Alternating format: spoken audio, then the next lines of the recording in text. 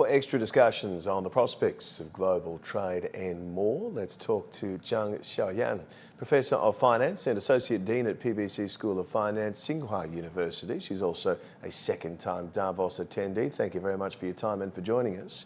Given the calibre and profile of attendees, including yourself, Davos is always significant, but it's especially important during a phase of sluggish global economic growth. What consensus on the world's economy's future will be prioritised at this forum? Okay, thank you, Lincoln, for the question. As you mentioned, that this forum collected a lot of significant people, but yet we're facing the sluggish economy growth right now. So if you ask me, my opinion is I think with the slow growth right now, there are three reasons and challenges. Number one is a lot of people, they have disagreements, and actually the divergence can be quite large, and that builds to more of the distrust. And second, given the slow growth or sluggish growth of the economy, people start to feel like, do we really have confidence about future growth?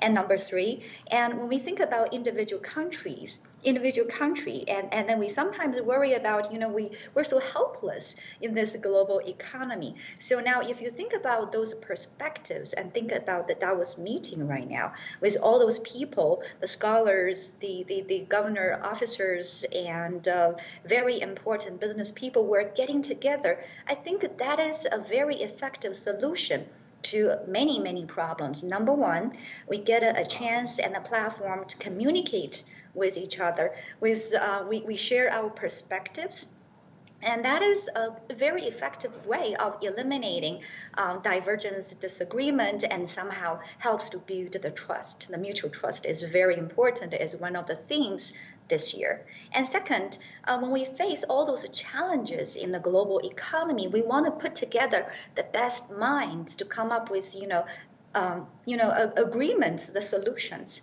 So when we work together, somehow we will build the confidence. We will have those solutions ready for everybody, I hope. We'll see till the end of the conference.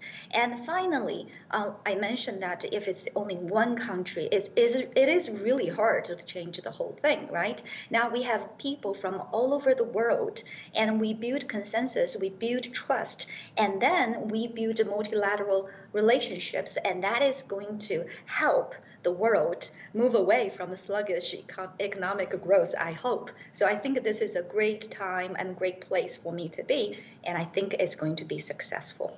I certainly hope so in your regard. Now, if we can move on to digital disruption in terms of industrial transformation, it presents as many challenges as it does opportunities for economic growth in the intelligent era. How can those challenges and opportunities be balanced? I like the mentioning of the balance of challenge and the opportunities.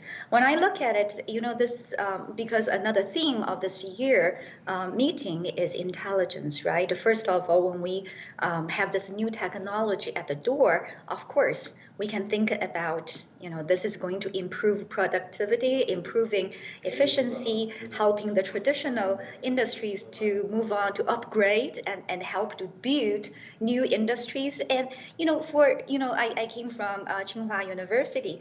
I see more opportunities than challenges because, for China, we are still a developing country, but we're very close to a developed market. Now, for us to make the leap towards the developed economy, we need a lot of technological innovation. So this new intelligence revolution is a great opportunity for China. And I also see this is a great opportunity for China to work with a lot of other very strong economies and other countries, for instance, United States, right? We're facing those challenges all together. Now, in terms of how to balance this, I think, the thing is, if this is a new driver of the economy, I think people have to recognize this. And second of all, how to balance this, we have to work together with different powers in the global market. We work together towards consensus, and international collaboration and standardization are very, very important. And that is how I feel how to balance it. I appreciate your optimism. And speaking of the US, President Trump has once again threatened to impose tariffs on Canada, Mexico and other countries. If he follows through, what impact would this have on the global economy, and what other risks might this new administration bring to the developments of the world economy? All right. This is a very interesting question. I think, President Trump yesterday made a lot of claims. And I think, when he made those claims, for many of the American people, it's probably a good thing because, he wants to raise tariff. One purpose is to increase the income for the government. And the other thing is to create working opportunities for the people in the United States. So I do think those are good things for American people. But on the other hand, when you have a lot of tariff in place, when you have exports and imports, it will lead to more segmentation of the national market, which is not good for productivity and may lead to inflation. So that is one consequence of it. I also want to mention a couple of other influences. Number one is the trade war, right? Everybody is talking about it, including China. People worry about the market becoming more fragmented. And the second, we worry about the collaboration of sustainability of the economy. And we don't know what's going to happen. And finally, with the uncertainty in policy, it will lead to more uncertainty in the global capital market, which can be dangerous for the future development. I think those are challenges that people are realizing at the meeting. Professor Zhang Xiaoyan from Tsinghua University, thank you very much for your time. I hope your time in Davos is pleasant and productive.